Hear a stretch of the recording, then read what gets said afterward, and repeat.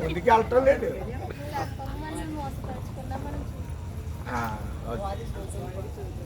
సర్పం మోసపుస్తుంది ఎట్లా? అలాగను మరి సర్పం సర్పం అంటే నిన్ను సర్పం ఎలా మోసం చేస్తుందా అని నాకు డౌట్ వచ్చింది.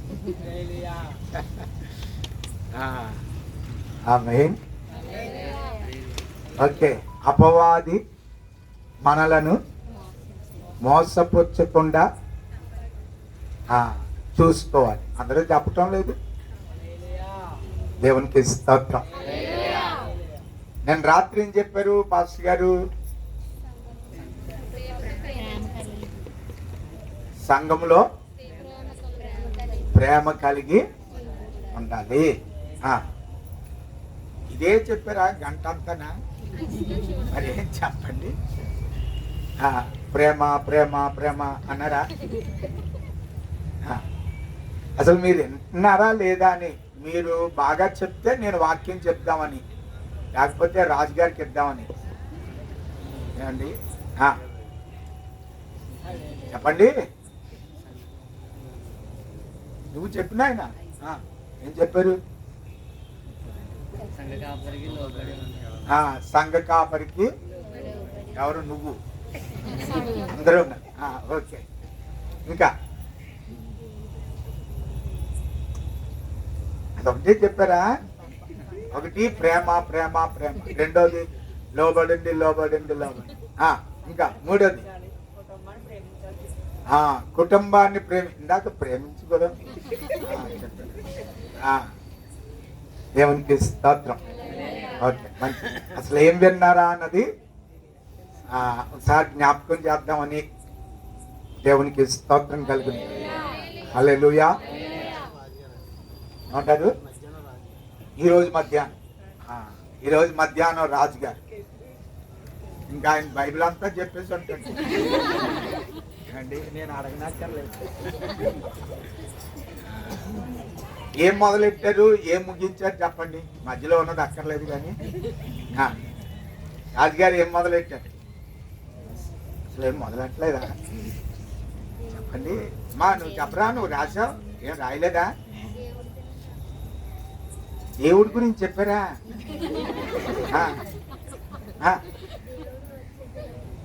దేవుడు వచ్చే దినాల్లో ఓకే ఓకే, దేవునికి స్తోత్రం. ప్రభు రాకడ గురించి చెప్పారన్నమాట. దేవునికి మహిమ కలుగును. హల్లెలూయా. నేను కూడా కొన్ని మాటలు చెప్తాను, ఎక్కువ చెప్పను. కానీ 8:15 అవుతుంది, 9కి ముగించేద్దామండి. 9:30. ఓకే, మీరు కూర్చుంటారా?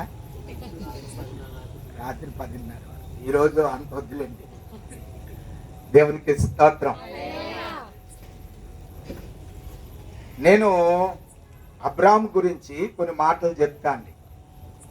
అబ్రహాము గురించి మనం జాగ్రత్తగా విందాం కొన్ని మాటలు. మనము దేవుని యందు విశ్వాసం ఉంచాలి. అది నా అంశం అన్నమాట. దేవుని యందు అందరూ చెప్పాలి. దేవుని యందు విశ్వాసం. క్రైస్తవ జీవితం యొక్క ముఖ్య ఉద్దేశం ఏంటంటే దేవునిలో విశ్వాసం ఉంచటం అండి. విశ్వాసం లేకుండా ఎవరును దేవునికి ఇష్టలుగా ఉండుట అసాధ్యం. హెబ్రీలకు రాసిన పత్రిక 12వ అధ్యాయంలో 11వ అధ్యాయంలో ఆ మాట మనకు కనిపిస్తూ ఉంది. హెబ్రీలకు రాసిన పత్రిక 11వ అధ్యాయము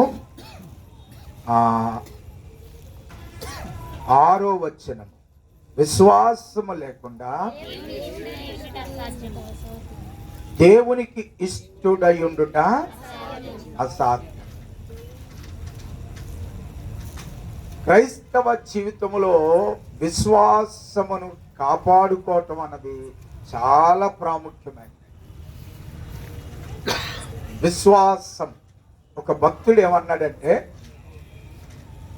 మన ఈ శరీరానికి ఊపిరి ఎంత ప్రాముఖ్యమో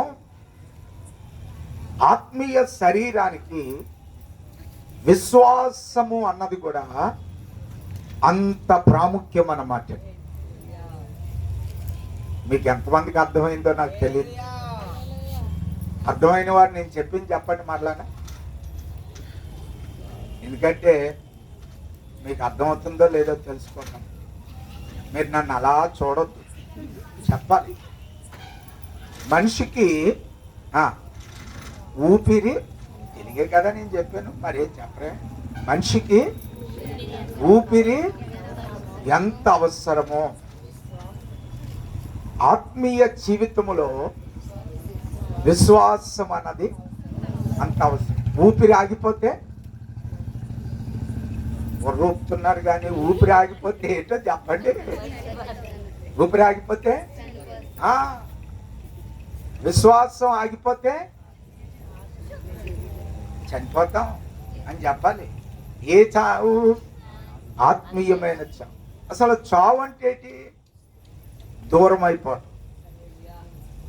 ఏమండి, శారీరకంగా చనిపోతే మనుషులకు దూరం అయిపోతాం, ఆత్మీయంగా చనిపోతే దేవునికి దూరం అయిపోతాం. మరొకసారి నేను ఆ మాట చెప్తున్నాను, మీరు నాతో చెప్పాలి. శారీరకంగా చనిపోతే మనుషులకి దూరం అయిపోతుంది. ఆ అమ్మగారు అస్సలు నన్ను పట్టించుకోవటం లేదు, చెప్పటం లేదు కూడా. మీరేమ్మా మొదటి కుర్చీలో కూర్చున్నాడు అన్నామని గారు, ఆవిడ ఎక్కడో ఆలోచిస్తుంది. నేను అందరినీ చూస్తున్నాను, ఎందుకంటే మనందరం ఏకీభవిస్తేనే దేవుడు ఇక్కడ కార్యం చేస్తాడు. అందరికీ ఏక మనస్సు ఉండాలి. శారీరకంగా చనిపోతే మనుషులకు దూరం అయిపోతుంది, ఆత్మీయంగా చనిపోతే దేవునికి దూరం అయిపోతుంది.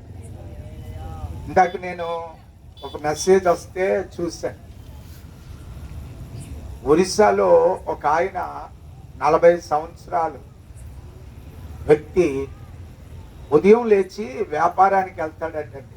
ఈ పిల్లలు తినే వస్తువులన్నీ, ఏమండి, గవ్వలని అవని ఇవని పెద్ద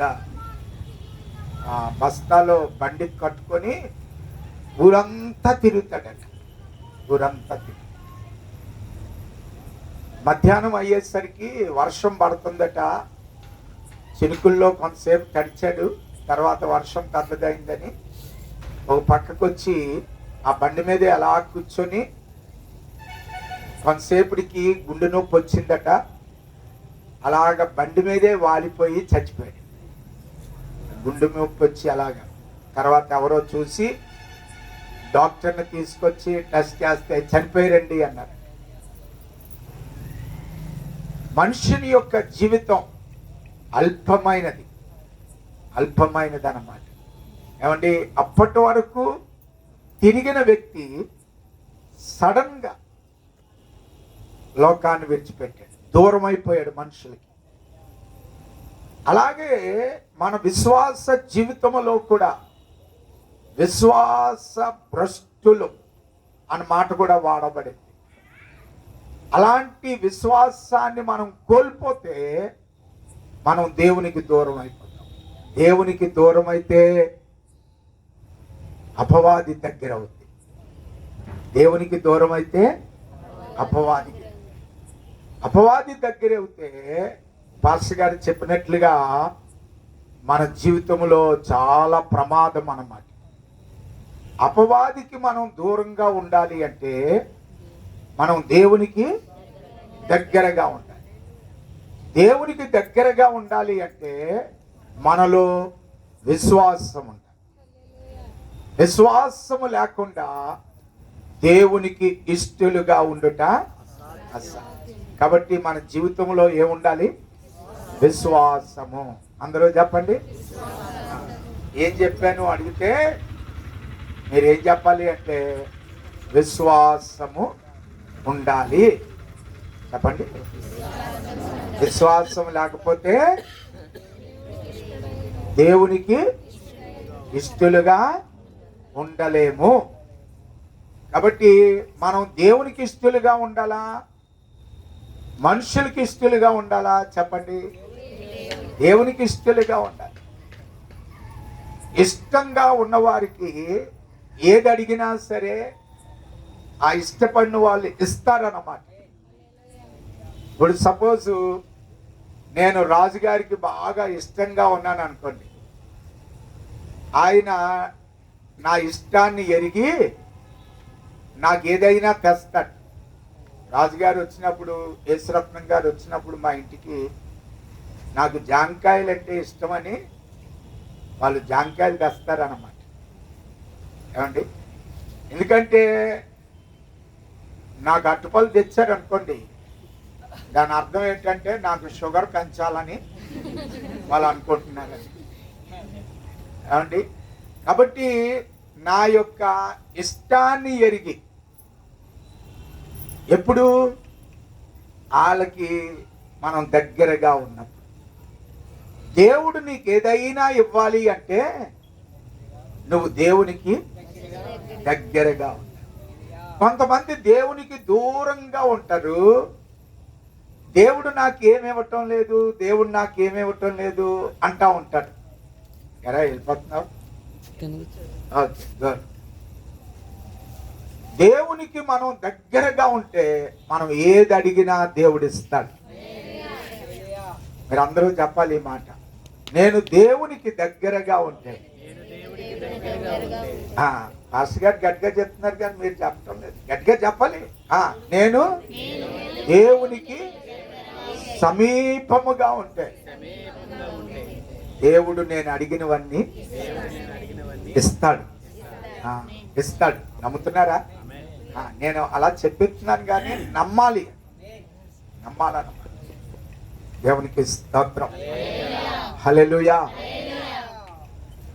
అబ్రాము తను లోకములో జీవిస్తా ఉన్నప్పుడు దేవుణ్ణి ఎరగని అబ్రాము దేవునిని ఎరగకుండా జీవిస్తా ఉన్నప్పుడు దేవుడు ఒకానొక రోజుని అబ్రామును వెతుక్కుంటూ వచ్చాడండి. ఆదికాండము 12వ అధ్యాయములో మనం చదువుతా ఉన్నాం. దేవుడు అబ్రామును వెతుక్కుంటూ వచ్చాడు. ఎవరైనా బైబిల్ తీసిన వాళ్ళు చదవండి, 12వ అధ్యాయం అవుతూ వచ్చి.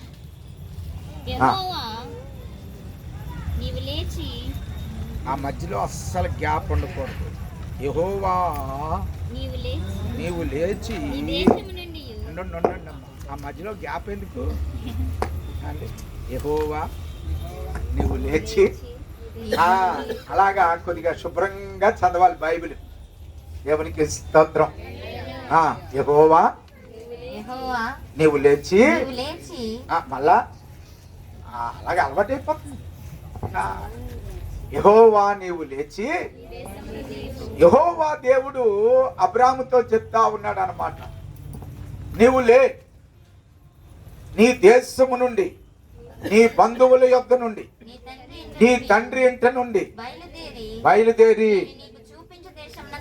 నేను నీకు చూపించే దేశానికి వెళ్ళుము. జాగ్రత్తగా వినాలి. ఇది దేవుడు మొదటిసారి మాట్లాడిన మాట, లేకపోతే ఇది వరకు దేవుడు అబ్రాముతో మాట్లాడేవాడా? నేను చెప్పింది తెలుగు అర్థం అవ్వలేదు అండి. ఇది మొదటిసారి దేవుడు మాట్లాడా రమేష్ గారు? ఇది వరకు దేవుడు మాట్లాడాడు అబ్రాముతో అండి? చెప్పాలి, ఏదైనా చెప్పండి, పర్లేదు. దేవుడు చాలాసార్లు మాట్లాడాడు. దేవుడు అబ్రాము దగ్గరికి చాలాసార్లు వచ్చేవాడు అన్నమాట. దేవుడు వచ్చి మాట్లాడుతూ ఉంటే అబ్రాము దేవునితో అనేవాడు, ప్రభువా నాకు బిడ్డలు లేరు, నా పరిస్థితి ఇది, నేను ఎక్కడికి వెళ్తాను అని దేవుడు అబ్రాముతో మాట్లాడితే అబ్రామేమో దేవునితో మాట్లాడేవాడు. ఒకానొక రోజుని ఇక చాలా విషయాలు దేవుడు అబ్రాముకు చెప్పాడు అన్నమాట. నేను నీకు బిడ్డల్ని ఇస్తాను, నేను నిన్ను ఆశీర్వాదిస్తాను, నేను నిన్ను గొప్ప చేస్తాను, నేను నీ స్థితిని మారుస్తాను, ఇలాగ అన్నీ చెప్పినప్పుడు ఒకానొక దినాన్ని దేవుడు వచ్చి, అబ్రహ్మా లే, నీ యొక్క దేశము నుండి, నీ బంధువుల దగ్గర నుంచి, నీ తండ్రి ఇంటి నుంచి బయలుదేరి నేను నీకు చూపించే దేశానికి వెళ్ళుము అని అన్నాడు. అనేసరికి వెంటనే ఆ రోజు అబ్రాము అన్నీ సర్దుకొని దేవుడు చెప్పినట్లుగా బయలుదేరాడు. ఎందుకు అంటే అప్పటికి దేవుని మీద విశ్వాసము కలిగింది. చెప్పగా చెప్పగా చెప్పగా దేవుని యొక్క మాట మన హృదయంలోనికి వచ్చినప్పుడు అప్పుడు మనిషికి విశ్వాసం వస్తుంది. చెప్పిన వెంటనే మీరు నమ్మారు. అవునా కాదా చెప్పండి. చూసారా, మీరు ఎవరు మాట్లాడటం లేదు. అవునా కాదా అంటే దానికి కూడా జవాబు చెప్పడానికి ఓపిక లేదు మీకు. అవునా కాదా అండి? దేవుని వాక్యాన్ని దైవ సేవకులు చెప్తూ చెప్తూ చెప్తూ కొన్ని సంవత్సరాల నుంచి చెప్తా ఉంటే అప్పుడు ఆ వాక్యం ఏమవుతుందంటే హృదయంలో క్రియ చేస్తుంది. అప్పుడు మనకి ఏమొస్తుందంటే విశ్వాసం వస్తుంది. దేవునికి స్తోత్రం. కొంతమంది చెప్పినప్పుడు ఎటకారం చేస్తారు. ఎందుకు నమ్ముకోవాలండి దేవుణ్ణి? ఎందుకు బాప్తిసం పొందాలండి? ఎందుకు నేను దేవుని కొరకు జీవించాలండి? వాళ్ళు ఏమనుకుంటారంటే పాస్టర్ గారి కొరకేమో అని కొంతమంది అనుకుంటారు. పాస్టర్ గారి కొరకు కాదు, ఇది మన కొరకు అన్నమాట. మన కొరకు దేవుడు అబ్రాహాముతో చెప్పినప్పుడు బహుశా అబ్రాహాముకు కూడా అలాగే అనిపించుండొచ్చు, దేవుని కొరకేమో అని. దేవుని కొరకు కాదు, అబ్రాహామును దేవుడు దీవించటం కొరకు. ఈ రాత్రి మీలో ఎంతమంది నమ్ముతున్నారో నాకు తెలియదు, కానీ ఈ దేవుని మాటలు పాస్టర్ గారి కొరకు, నీ పక్కనున్న వాళ్ళ కొరకు కాదండి. నువ్వు నమ్మితే నీ పట్ల దేవుడు అద్భుతం చేస్తాడు. ఈ మాట అందరూ చెప్పాలి. నేను నమ్మితే నాకు ఆశీర్వాదం. ఇంకా 3-4 చెప్పలేదు. వాళ్ళ గురించి కూడా మళ్ళా రెండోసారి చెప్పిస్తున్నాను.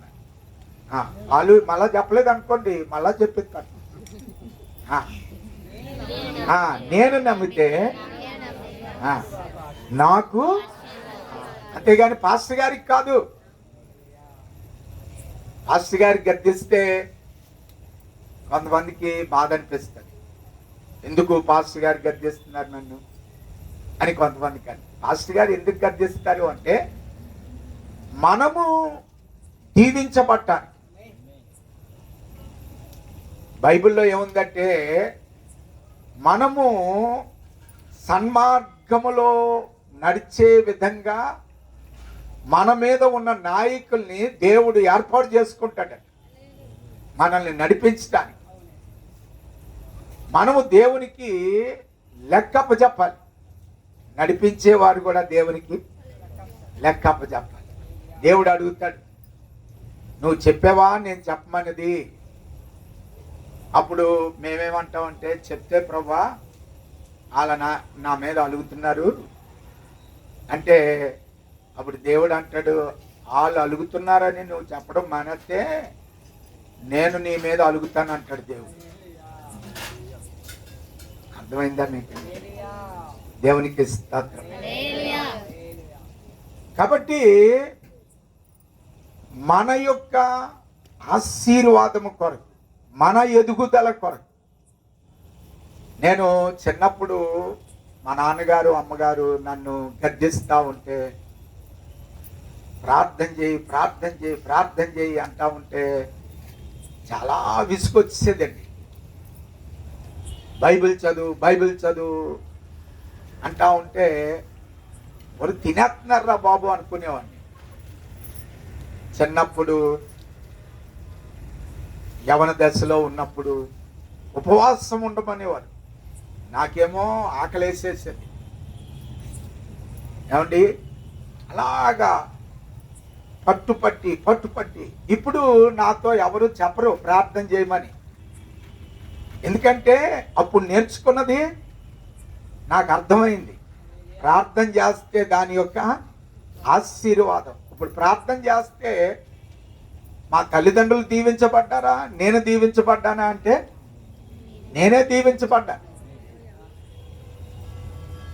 నేను వాక్యం చదవటం వల్ల నేను దీవించబడ్డానా, నా తల్లిదండ్రులు దీవించబడ్డారా అంటే నేనే దీవించబడ్డా. ఇప్పుడు మన విశ్వాసము మన పట్ల అద్భుతం చేస్తుంది. బైబిల్లో యేసుప్రభువు వారు చెప్పిన మాట కూడా, అమ్మా నీ విశ్వాసము నిన్ను స్వస్థపరిచింది. ఈ మాట తెలిసి కూడా మీరు నోరు ఇప్పటం లేదంటే మీరు ఎంత మంచోలో నాకు అర్థం. మరొకసారి చెప్తామా? నీ విశ్వాసము నా విశ్వాసము నన్ను స్వస్థపరుస్తుంది. చెప్పాలి అందరూ. ఎవరి విశ్వాసము వాళ్ళ జీవితంలోనే కార్యం చేస్తాం. ఇప్పుడు మనం ఎవరి కొరకు ప్రార్థన చేస్తున్నాం? పాస్టర్ గారి కొరక? నా కొరకు. మనం చేసే భక్తి చాలాసార్లు మనం ఏమనుకుంటామంటే బయటోళ్ళ కొరకు, బయటోళ్ళకి చూపించుకోవటం కొరకు. ఒక్కొక్కసారి మైక్ ఇచ్చి మనల్ని ప్రార్థన చేయమంటే అండి సూపర్గా ప్రార్థన చేస్తాం. మైకులో ప్రార్థన చేస్తాం. కానీ ఇంటి దగ్గర చెప్పరే మీరు, ప్రార్థన ఉండదు. నోరిప్పితే బూతులు. మైకులో మాత్రం అబ్బా మనలాగా ప్రార్థన చేసే వాళ్ళు ఇంకెవరో ఉండరన్నమాట. ఆరాధన జరిగించమంటే అబ్బా ఎంత బాగా ఆరాధన చేస్తామో. కానీ బయటికి వెళ్ళినప్పుడు మన నోరు అదే ఆరాధన చెయ్యాలి. దేవునికి స్తోత్రం. ఎప్పుడు నీలో అదే ఉండాలన్నమాట అండి. ఒక్క చర్చిలోనో గుడిలోనో మాత్రమే కాదు. ఎందుకు? మనల్ని ఆశీర్వాదించేది దేవుడు అన్నమాట. దేవునికి స్తోత్రం. మనం పాస్టర్ గారి ముందు కాదు భక్తి చూపించాల్సింది. పాస్టర్ గారి ముందు కాదు మన విశ్వాసాన్ని చూపించాల్సింది. మనుషుల ముందు కాదు, దేవుని ముందు. నన్ను చూసేది ఎవరు? అందరూ చెప్పాలి, దేవుడు అన్నమాట. మనం దేవునికి లెక్క చెప్పాలి. నన్ను ఏమండి మనుషులు ఎవరో చూస్తున్నారని కొంతసేపు నేను నటించినా నన్ను దేవుడు మాత్రము ప్రతి క్షణం చూస్తా ఉన్నాడు. దేవునికి స్తోత్రం. ఇప్పటి వరకు లోపల ఏమైనా సండే స్కూల్ జరిగిందమ్మా? Okay, good. పిల్లలు ఒక్కొక్కరు వస్తా ఉంటే మీరు చాలా అదృష్టవంతులురా. దేవునికి స్తోత్రము. కనుక మన విశ్వాసం మనలను రక్షిస్తుంది. మన విశ్వాసము మనల్ని స్వస్థపరుస్తుంది. మన విశ్వాసము మన స్థితిని మారుస్తుంది. ఇది అర్థం అవటానికి అబ్రాముకి కొంత సమయం పట్టింది. అప్పుడు అబ్రాము అన్ని సర్దుకొని అక్కడ మనం చదువుతూ ఉన్నాము. ఏమండి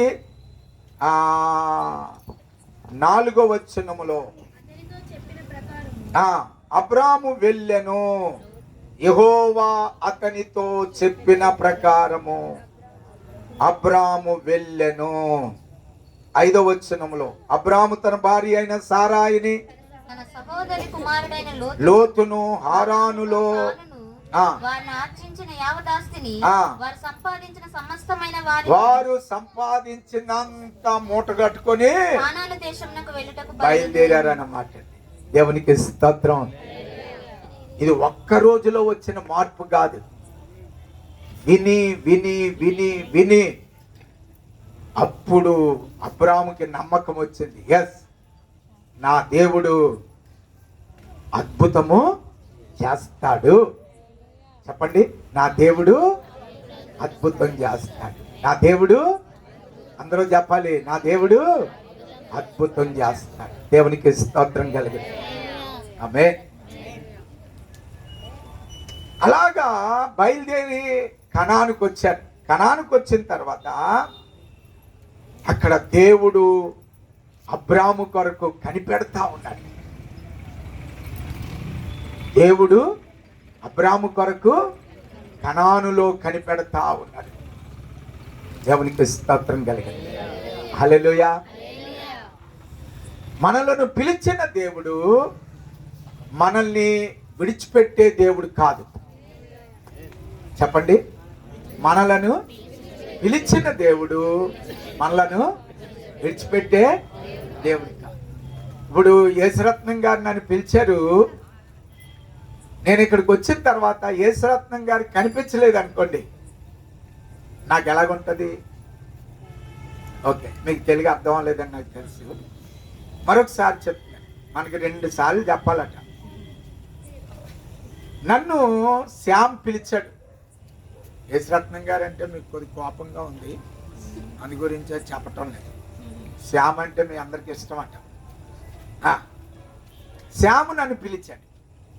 నేను వచ్చినప్పటికీ శ్యామ్ కనబడలేదు అనుకోండి, ఎలా ఉంటుంది చెప్పండి? కోపంగా ఉంటుంది, బాధగా ఉంటుంది అనండి. అది కోప్పడి నేను ఏం చేస్తాను, బాధగా ఉంటుంది. ఏమండి, నన్ను రమేష్ గారు భోజనానికి పిలిచారు. ఇప్పుడు వరకు పిల్లలేదులేండి అండి. పిలిచారు అనుకోండి, నేను వెళ్ళాను. ఎందుకంటే రమేష్ గారు చాలా మంచిగా వంటగట్ట చేస్తారని విన్నాను. నేను వెళ్ళిన తర్వాత ఆయన నెమ్మదిగా జారుకున్నాడండి. అప్పుడు ఎలా ఉంటుంది? కానీ నా దేవుడు అలా కాదు. ఆయన పిలిచాడు. అక్కడ మనం చదువుతున్నాం ఏమిటంటే 7వ వచనములో యెహోవా అబ్రామునకు కనబడెను. యెహోవా అబ్రామునకు, అదేలే మామూలు తెలుగు, మీకు బైబిల్ తెలుగు తప్ప మామూలు తెలుగు రాదేమో. యెహోవా అబ్రామునకు కనబడెను. ఎవరికి స్తోత్రం. హల్లెలూయా. అబ్రామేమో నడుచుకుంటూ వస్తున్నాడు. ఏమండి, అబ్రాము మూటలు మోసుకుంటూ వస్తున్నాడు కదమ్మా. అబ్రాము మూటలు మోసుకుంటూ వస్తున్నాడు. ఎందుకంటే బోల్డ్ ఆస్తి. సాధారణంగా మనం ఇలాగ నడిచి నడిచి నడిచి నడిచి వచ్చేసరికి ఎలా ఉంటుంది? ఎక్కడ ఒక చిన్న స్థలం దొరికితే అక్కడ రెస్ట్ తీసుకుందామని అనుకుంటాం. అబ్రాము అలాగ వస్తూ ఉంటే అక్కడ దేవుడు నిలవబడి ఉన్నాడు. దేవునికి స్తోత్రం కలిగింది. ఈ రాత్రి నేను చెప్తున్నాను, దేవుని మీద విశ్వాసం ఉంచే వారి దగ్గరికి దేవుడు ఎప్పుడు సమీపముగా ఉంటాడు. నీకు ఎవ్వరు లేకపోయినా, ఎవ్వరు నీ జీవితంలో నిన్ను అందరూ విడిచిపెట్టేసిన, దేవుడు మాత్రము నిన్ను విడిచిపెట్టడు. చెప్పాలి, నా దేవుడు నన్ను విడిచిపెట్టడు. ఇంకా కొంతమంది ముఖాల్లో కోపం కనబడుతుంది. నీ ముఖంలో చిరునవ్వు ఉండాలి. దేవునికి స్తోత్రం. చెప్పండి, నా దేవుడు నన్ను విడిచిపెట్టడు. అది విశ్వాసం యొక్క గొప్పతనం. దేవుని మీద విశ్వాసం ఉంచితే ఆయన మనలను విడిచిపెట్టడు. దేవునికి స్తోత్రం.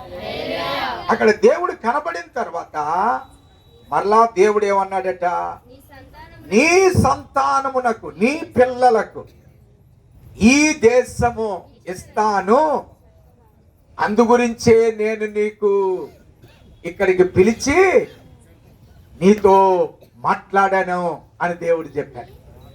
ఇది ఎవరికి ఇస్తానన్నాడు? నీ సంతానానికి. చెప్పండి, ఎవరికి ఇస్తానన్నాడు? నీ పిల్లలకు నేను ఇస్తానని. అప్పుడు ఈ అబ్రాహాం పిల్లలు ఉన్నారా? పిల్లలే. కానీ అబ్రాహాము నమ్మాడు, నాకు దేవుడు బిడ్డల్ని ఇస్తాడు. చెప్పండి, అబ్రాహాము నమ్మాడు అన్నమాట. బిడ్డలు లేకపోయినా దేవుడు ఏమన్నాడంటే, నీ బిడ్డలకు నేను ఇది ఇస్తాను అన్నాడు. అప్పుడు వెంటనే అతను ఏమన్నాడంటే ఆమేన్ అన్నాడు. దేవుడు మాట్లాడేటప్పుడు వాక్యము ద్వారా మనం ఏమని చెప్పాలంటే, అలాగ జరుగును గాక, అలా జరుగును గాక. దేవునికి స్తోత్రము. తర్వాత అబ్రాహాం ఏం చేశాడంటే అక్కడ ఒక ఆరాధన చేశాడు. అక్కడ మనము చదువుతున్నాము, తనకు కనబడిన యెహోవాకు ఒక బలిపీఠమును కట్టెను. తనకు ప్రత్యక్షమైన దేవునికి ఒక బలిపీఠమును కట్టెను. ఎవరిని ఆరాధించాలి చెప్పండి? ఇప్పుడు నేను అడిగిన ప్రశ్న మీకు ఎంతమందికి అర్థమైందో? అబ్రాహాం ఏం చేశాడు? ఎవరికి బలిపీఠం కట్టాడు? అది నీ పేరేం పేరమ్మా? సువర్ణ. ఎవరికి బలిపీఠం కట్టాడు? అలా దేవుడు అనద్దు అక్కడ. తనకు కనబడిన దేవునికి. ఎవరికి పడితే వాళ్ళకి బలిపీఠాలు కట్టేయడం కాదు. నీకు కనబడిన దేవుడు. చెప్పాలి, అందరూ చెప్పాలి. నాకు ప్రత్యక్షమైన దేవుడు. మనం ఇక్కడికి ఎందుకు వచ్చామో తెలుసా? ఆరాధించడానికి. ఎవరో పిలిస్తే ఇక్కడికి రాలేదు మనం, దేవుడు పిలిస్తే వచ్చాం. అది ఉండాలి మనకి. నాకు కనబడిన దేవుడు. చెప్పాలి, నాకు ప్రత్యక్షమైన దేవుడు. ఇంకా అందరూ చెప్పాలండి. మనం ఎవరిని ఆరాధించాలి? మనకు ప్రత్యక్షమైన దేవుణ్ణి, నాతో మాట్లాడిన దేవుణ్ణి, నాకు వాగ్దానం ఇచ్చిన దేవుణ్ణి, నన్ను స్థిరపరిచిన దేవుడు, నన్ను బలపరిచిన దేవుడు, నాతో మాట్లాడిన దేవునికి నేను ఆరాధన చెయ్యాలి. దేవునికి స్తోత్రం కలుగునుగా. చాలా మంది ఆ నిశ్చయత ఏమండి, అంతేగాని ఏదో మైకు ఇచ్చారు కదా పాస్టర్ గారు, లేకపోతే మనల్ని పాట పాడమన్నారు కదా, ఆరాధన చేయమన్నారు కదా అని కాదు మనం ఆరాధన చేయాల్సింది. మనము ఎవరినైతే చూసామో ఆ దేవుణ్ణి ఆరాధించాలి. మన దేవుడు మనకు కనబడే దేవుడు. మీరు ఎంతమంది నమ్ముతున్నామ్మా? చెప్పాలి, బుర్ర ఊపడం కాదు, నోరిప్పి చెప్పాలమ్మా. నా దేవుడు కనబడే దేవుడు. దేవునికి స్తోత్రం. కనబడే దేవుడు, మాట్లాడే దేవుడు. మనతోనే మాట్లాడతాడండి. ఇక మనకి దేవునికి మధ్య ఇంకో మూడో వ్యక్తి అక్కర్లేదండి. నువ్వు నేరుగా. మరి పాస్టర్ గారి పని ఏంటంటే ఆ దేవుని గురించి చెప్పటమే పాస్టర్ గారి పని. దేవుడు నీతో మాట్లాడుతాడు. దేవునికి స్తోత్రం. దేవుడు మనతో చెప్పాలి, అందరూ చెప్పాలి, దేవుడు నాతో మాట్లాడేవాడు. ఇది క్రైస్తవ అనుభవం. మనం క్రైస్తవ అనుభవం. ఎప్పుడైతే దేవుడు నీతో మాట్లాడతాడో నీ జీవితంలో గొప్ప కార్యాలు జరుగుతాయి. అక్కడ మనం చదువుతున్నాం ఏమిటంటే, ఏమండి, అక్కడ అతను ఒక గుడారము వేసి మరలా యెహోవాకు బలిపీఠము కట్టి ప్రార్థన చేసెను. దేవునికి స్తోత్రము. ఇంకా ముందుకి ప్రయాణం చేశాను. కనబడిన దేవునికి బలిపీఠం కట్టాడు. కనబడిన దేవునికి ప్రార్థన చేశాడు, ఇంకా ముందుకి ప్రయాణం చేస్తా ఉన్నాడు. ఈ రాత్రి నీ విశ్వాసము నిన్ను బలపరుచును గాక. నీ విశ్వాసము నిన్ను ముందుకి నడిపించును గాక. నీ విశ్వాసము నిన్ను ఆరాధించే బిడ్డగా చేయును గాక. నీ విశ్వాసము నిన్ను ప్రార్థనలో బలపరచును గాక. ఎవరో చెప్తే చేసే ప్రార్థన వేరు, నీకు నువ్వుగా చేసే ప్రార్థన వేరు. ఏమండి, నేను చెప్పింది మీకు అర్థమైందా? ఏమండి, ఎవరో ప్రార్థన చేయండి, ప్రార్థన చేయండి, ప్రార్థన చేయండి. ఏమండి, యేసు ప్రభువు వారు చెప్పారు, మీరు శోధనలోనికి ప్రవేశించకుండా ఉండి నిమిత్తము మెలకువగా ఉండి ప్రార్థన చేయడంటే, శిష్యులు ఏం చేశారో తెలుసా? యేసు ప్రభుకి పనా పాట అని చెప్పి వాళ్ళు నిద్రపోయారు. యేసు ప్రభు వారు అన్నారు ప్రార్థన చేయమని, కానీ వాళ్ళు ఏం చేశారు? నిద్రపోయారు అన్నమాట. యేసు ప్రభు వారేమో వెళ్ళి ప్రార్థన చేస్తున్నారు, వీళ్ళేమో నిద్రపోతా ఉన్నారు. కానీ అపోస్తల కార్యముల్లోనికి వచ్చినప్పుడు ప్రార్థన చేయమని చెప్పకుండానే, మీరు చూడండి, మేడగది మీద 120 మంది కూడి ప్రార్థన చేయటం మొదలు పెట్టారు. ఎందుకో తెలుసండి? వాళ్ళకి అప్పటికి విశ్వాసం వచ్చిందన్నమాట. మా దేవుడు మమ్మలను విడిచిపెట్టి ఎక్కడికో వెళ్ళిపోలేదు. మా దేవుడు పరలోకానికి ఆరోహణమై వెళ్ళాడు. అక్కడ దేవదూతలు చెప్పారు, గలిలయ మనుషులారా, మీరెందుకు ఆకాశం వైపు తేరి చూస్తూ ఉన్నారు? ఏ రీతిగా ఆయన పరలోకానికి ఎక్కిపోయాడో అదే రీతిగా చెప్పరే మీరు ఎవరును? ఏ రీతిగా, ఎలాగైతే పైకి వెళ్ళాడో అలాగే ఆయన ఒలీవల కొండ మీదకి రాబోతూ ఉన్నాడు. దేవునికి స్తోత్రం. ఈ మాటలు వాళ్ళని బలపరిచిని. వెళ్ళిపోయి మేడగదిలో వాళ్ళు ప్రార్థన చేయటం మొదలు పెట్టారు. ఒకటే ప్రార్థన, ప్రభువా మా విశ్వాసాన్ని బలపరచండి, మమ్మలను ధైర్యపరచండి, సాతాను శక్తుల నుంచి మమ్మలను విడిపించండి, మీ మీద ఆనుకునేటట్లుగా మమ్మలను చెయ్యండి, మా విశ్వాసాన్ని బలపరచండి. ఏమని ప్రార్థన చేశారు? మా విశ్వాసాన్ని. ఎందుకు అంటే విశ్వాసము లేకపోతే మనము బలహీనమైపోతామండి. చెప్పాలి ఈ మాట. విశ్వాసము లేకపోతే మనం బలహీనమైపోతాం. ఇంకా గట్టిగా చెప్పాలి మీరు అందరూ. విశ్వాసము లేకపోతే, అసలు విశ్వాసం అంటే ఏంటి? పాస్టర్ గారు విశ్వాసం అంటున్నారు. విశ్వాసం అంటే ఏమిటంటే, నన్ను పిలిచిన దేవుడు, నాకు కనబడిన దేవుడు ఏ కార్యమైనా చెయ్యటానికి శక్తిమంతుడు. దేవునికి స్తోత్రం. చెప్పండి, నన్ను పిలిచిన దేవుడు ఏ కార్యము చేయటానికైనా శక్తిమంతుడు. దేవునికి స్తోత్రము. హల్లెలూయా. నా దేవుడు శక్తిమంతుడు. చెప్పాలి అందరూ. ఏదో బండి వచ్చింది, మీ ఆటో అడ్డుగా ఉందేమో. మీకు అర్థం అవ్వలేదు, నాకు అర్థమైంది. ఓకే, కాలం మీ దగ్గర ఉంటే వెళ్తే ప్రయోజనం. దేవునికి స్తోత్రం. మరొకసారి నేను చెప్తూ ఉన్నాను, విశ్వాసం అంటే ఏమిటంటే, నా దేవుడు ఏదైనా చేయటానికి శక్తిమంతుడు. చెప్పండి అందరూ. నా దేవుడు ఏమైనా చేయటానికి శక్తివంతుడు. నిజంగా చెప్తాం, ఇప్పుడు నిజంగా నమ్మకంతో చెప్పాలి. ఆయనకి అసాధ్యమైనదంటూ ఏమీ లేదన్నమాట. అసాధ్యమైనదంటూ ఏమీ లేదు. దేవుడు చేస్తాడండి.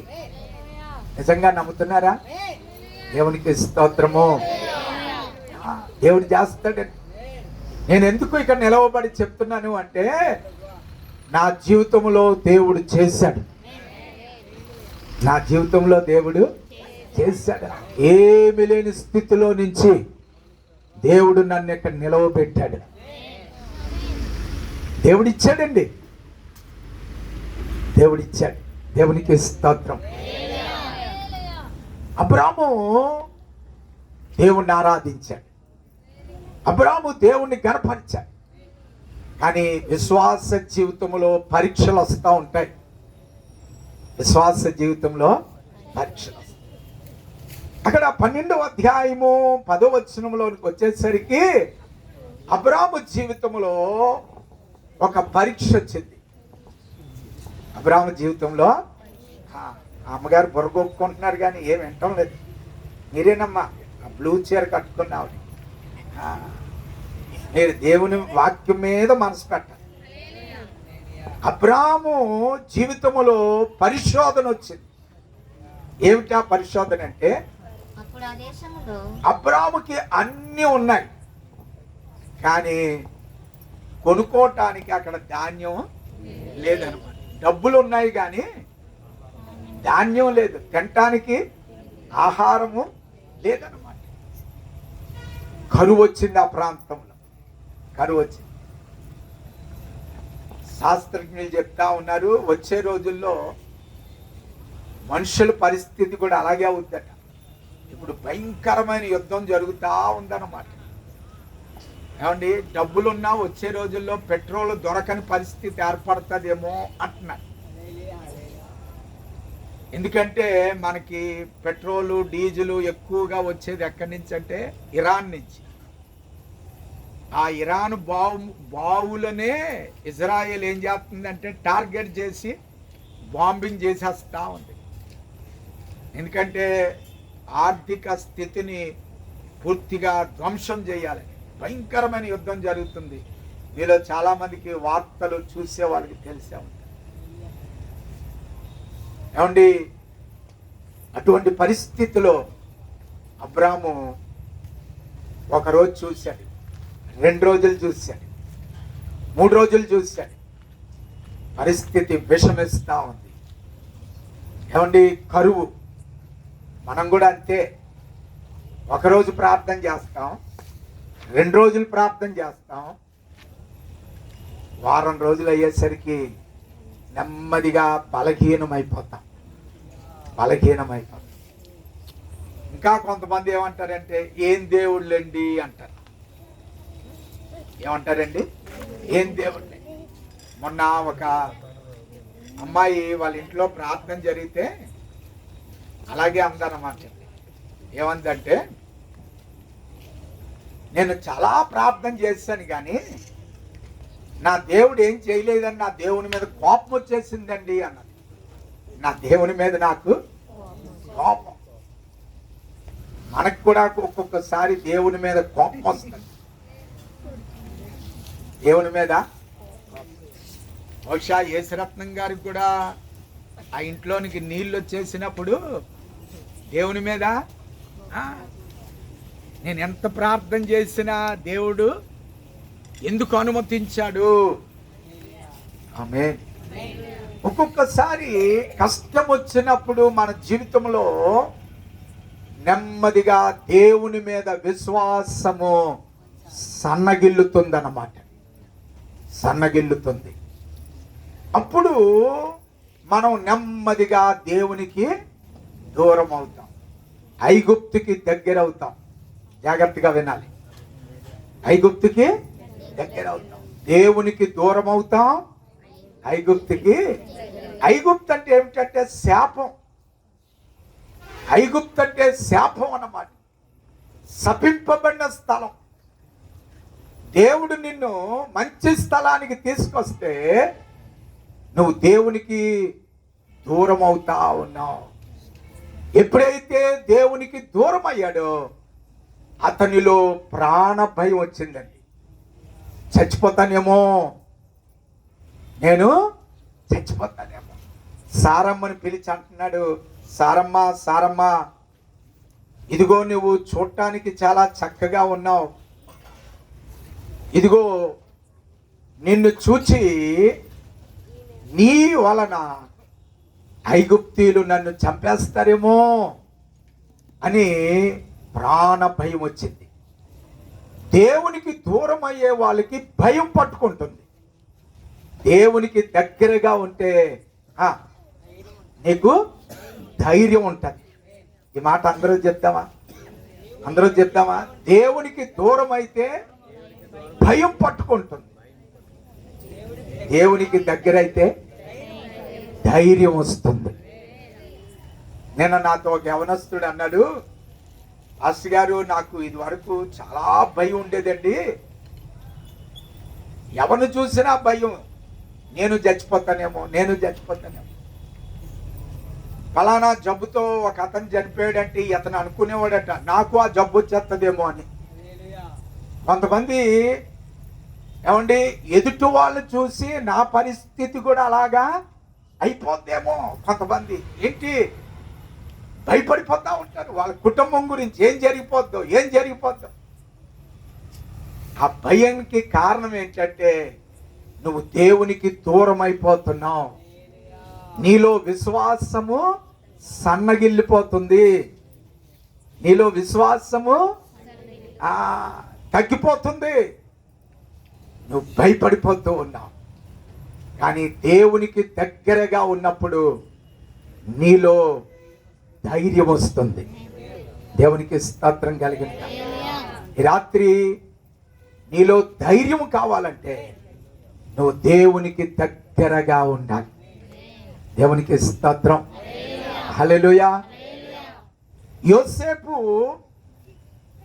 ఐగుప్తులోనికి వెళ్ళాడు తర్బీదు కొరకు.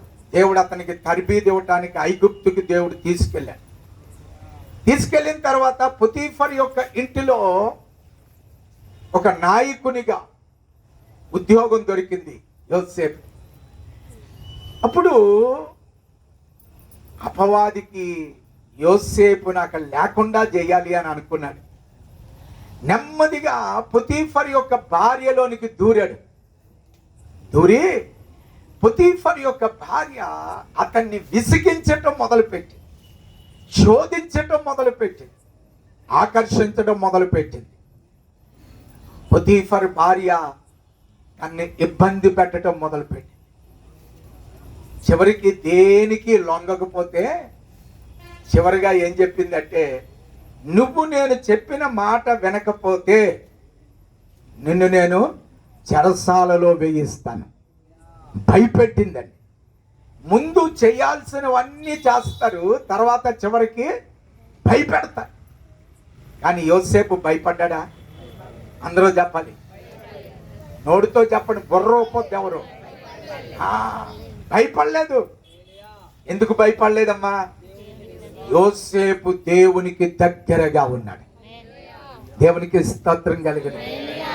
యోసేపులో విశ్వాసం ఉంది, యోసేపులో వాగ్దానాలు ఉన్నాయి, యోసేపులో నమ్మకం ఉంది. ఎవ్వరూ నన్నేమి చెయ్యలేరు. ఎంతమంది ధైర్యంగా చెప్తారు? ఏ పరిస్థితి కూడా నన్నేమి చెయ్యలేదు. నిజంగా చెప్పాలి అందరూ, ఏ పరిస్థితి నన్ను ఏమి చేయలేదు.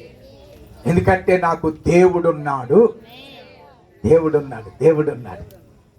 దేవునికి స్తోత్రం. నా మాట నువ్వు నమ్మవా? నిన్ను నేను చెరసాల్లో వేయలేనా అనుకుని చివరికి తను పట్టుకొని చెరసాల్లో వేసింది. అయినా యోసేపు భయపడలేదు. ఎందుకంటే చెరసాల నన్నేమి చేయలేదు. పౌలు శీల కూడా చెరసాలలో వేయబడినప్పటికీ వాళ్ళు భయపడలేదు. చెరసాలలో వాళ్ళు ప్రార్థన చేయటం మొదలు పెట్టారు. యోసేపు చెరసాలలో ప్రార్థన చేస్తా ఉన్నాడు.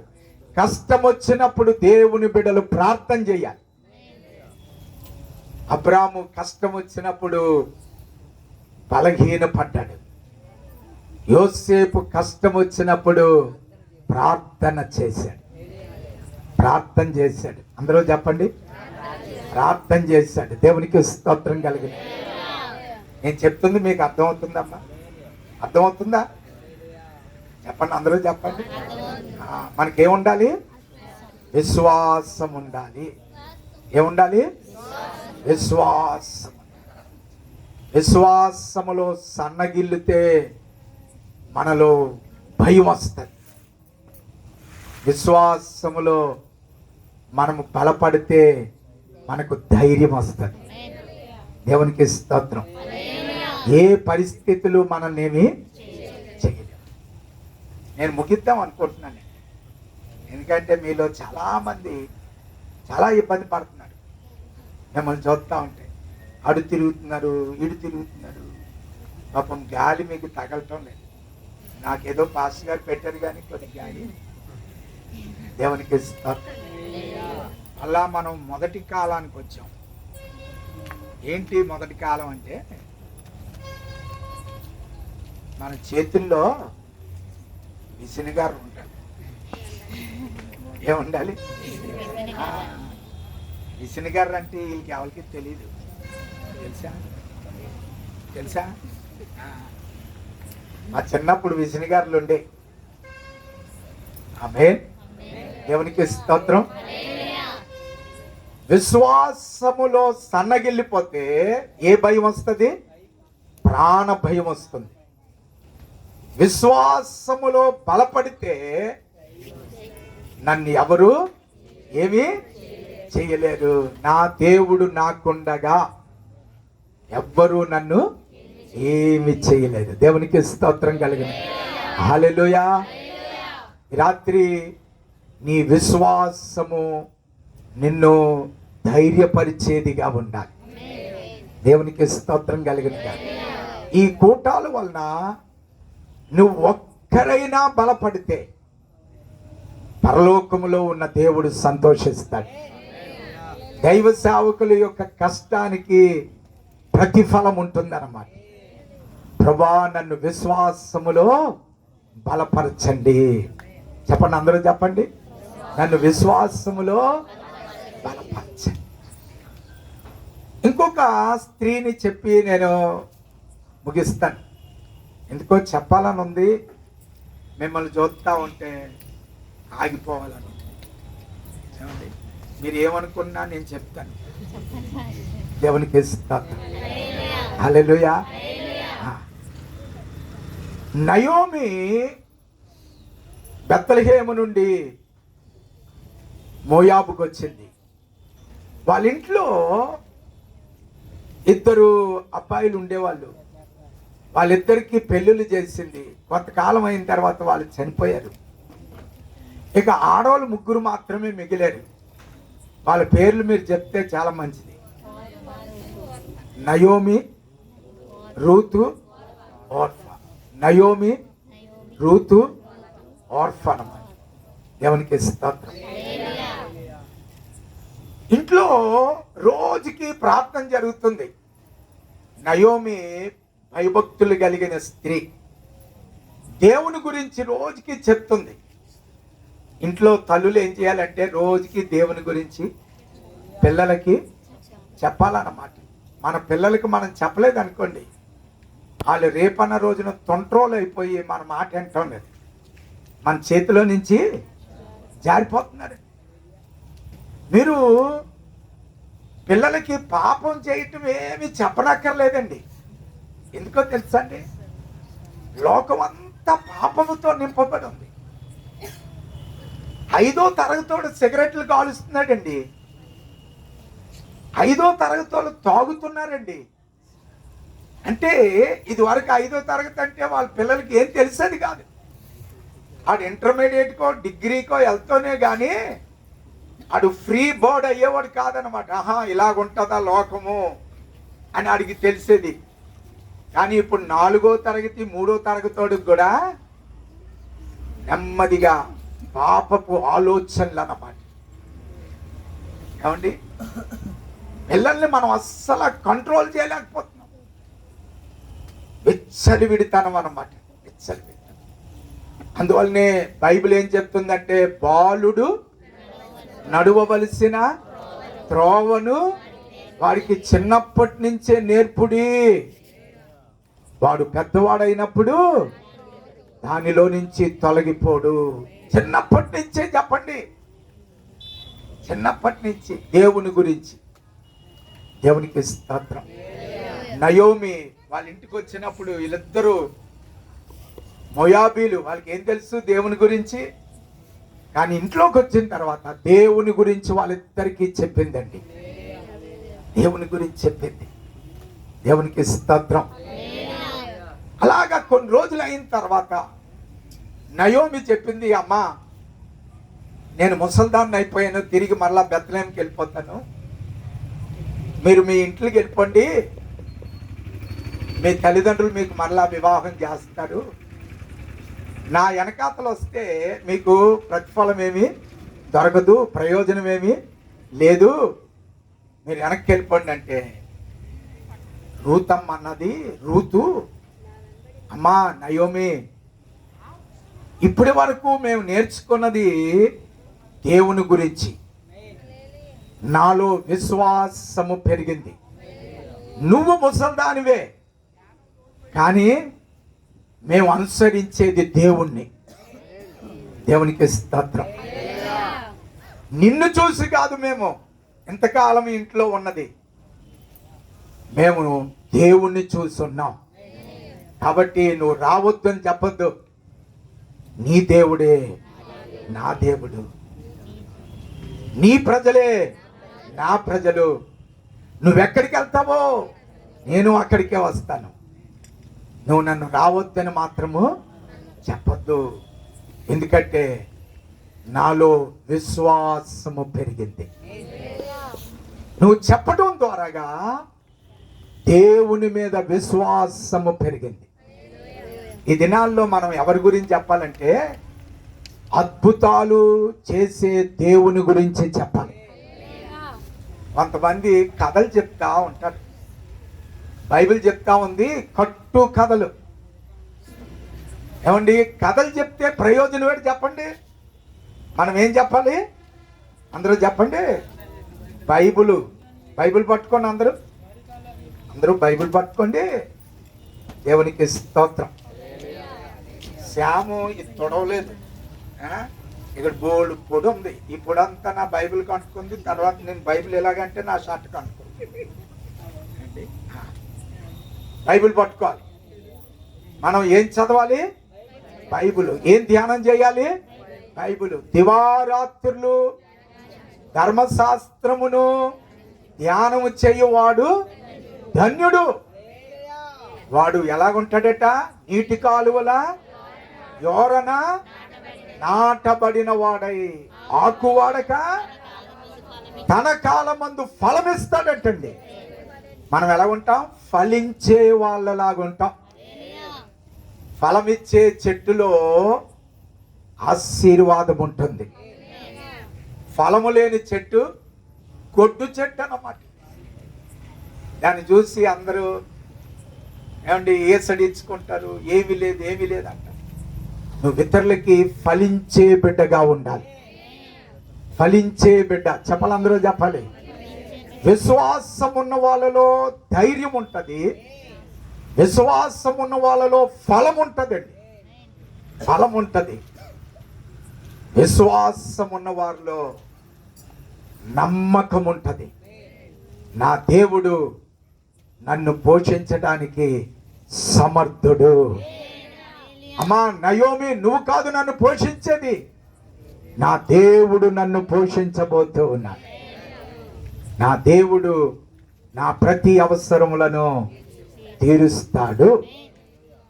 నా దేవుడు నా ప్రతి అవసరాలను తీరుస్తాడు.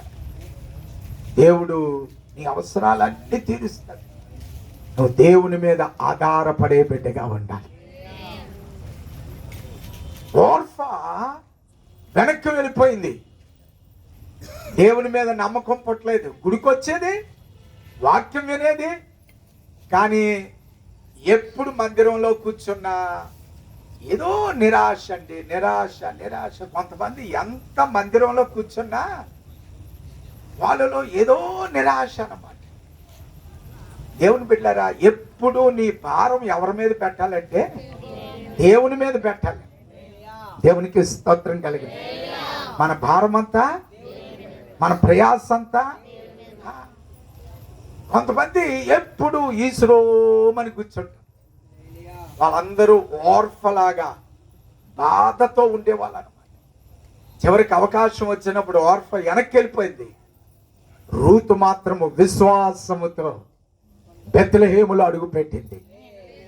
విశ్వాసం ఉన్న వాళ్ళకి దేవుడు అన్ని సిద్ధపరుస్తాడు. మంచి పొలాన్ని సిద్ధపరిచాడు 2వ అధ్యాయములో పరిగేరుకోవటానికి. తర్వాత ఆ యజమానుణ్ణి దేవుడు సిద్ధపరిచాడు 2వ అధ్యాయములో పొలాన్ని. 3వ అధ్యాయములో బోయాజు యొక్క పాదాలు దగ్గర కూర్చుంది. 4వ అధ్యాయములో బోయాజును వివాహం చేసుకుంది. దేవునికి స్తోత్రం. ఎంతమందికి అర్థమైందో? 2వ అధ్యాయములో బోయాజు యొక్క పొలములోనికి అడుగు పెట్టింది. 3వ అధ్యాయములో బోయాజు యొక్క పాదాలు దగ్గరికి వచ్చింది. 4వ అధ్యాయములో బోయాజును వివాహం చేసుకుంది. చూసారా, ఆమె విశ్వాసము తన్ని అంచెంచెలుగా నడిపించింది. దేవునికి స్తోత్రము. అందువల్లనే యేసయ్య అన్నాడు, అమ్మా నీ విశ్వాసమే నిన్ను స్వస్థపరిచింది. ఈ రాత్రి దేవుని మీద నీకు విశ్వాసం ఉండాలి. దేవునికి స్తోత్రం కలగని. హల్లెలూయా. రూతు జీవితం మారిపోయిందన్నమాట. ఇప్పటికీ మత్తయి సువార్తలో కూడా విశ్వాస వీరులు స్త్రీల యొక్క పేర్లు రాసినప్పుడు అందులో రూతు పేరు కూడా ఉంది. దేవునికి మహిమ కలుగును. హల్లెలూయా. రూతు పేరు కూడా ఉందన్నమాట. దేవునికి స్తోత్రం. హల్లెలూయా. సారమ్మ పేరుందా అండి? సారమ్మ పేరుందా మత్తయి సువార్తలో? ఎందుకు? సారమ్మకు విశ్వాసం తగ్గిపోయింది. సారమ్మకి విశ్వాసం తగ్గిపోయింది. ఏమండి, సారమ్మ అబ్రాహాముతో అంది, అయ్యా మనము దేవుణ్ణి నమ్ముకొని 10 సంవత్సరాలు అవుతుంది, ఇంకా నీకు బిడ్డలు కలగలేదు. మన ఇంట్లో హాగరు ఉంది, నీవు హాగరుని వివాహము చేసుకో. దేవునికి స్తోత్రం. చూడండి 3వ వచనం చదువమ్మా. 2వ వచనం. ఆదికాండం 16వ అధ్యాయం 2వ వచనం చదవండి.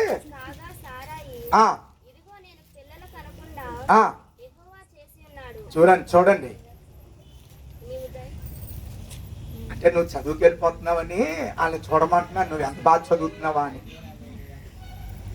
అసలు మనకి బిడ్డల్ని ఇస్తానన్నది ఎవరు? దేవుడు. కానీ కొద్దిగా ఆలస్యం అయ్యేసరికి ఇప్పుడు సారం ఏమంటుంది? దేవుడు నాకు బిడ్డలు లేకుండా చేసేసాడు, బిడ్డలు లేకుండా చేశాడు.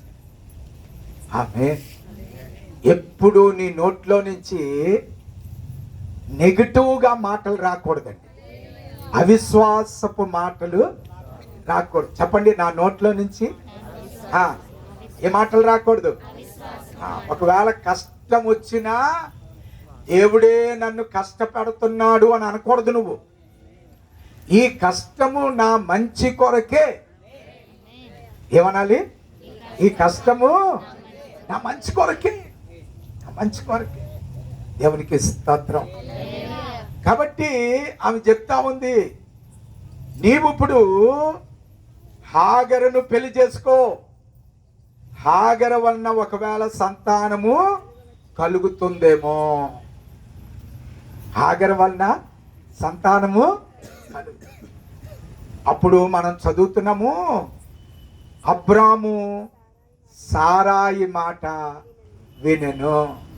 ఎందుకంటే ఇంట్లో భార్య మాట వినకపోతే ఆ ఇల్లు ఎలాగుంటుందంటే